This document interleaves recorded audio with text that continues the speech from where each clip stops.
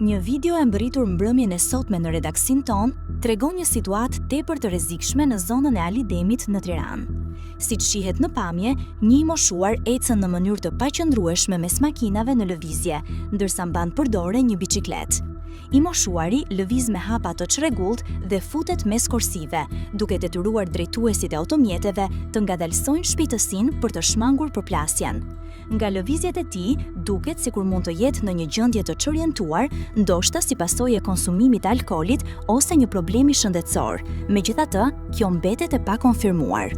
Qytetarët që filmuan ngjarjen shprehen të shqetësuar për mungesën e reagimit dhe ndërhyrjes së autoriteteve, teksa një situatë e tillë mund të kishte përfunduar shumë keq brenda pak sekondash.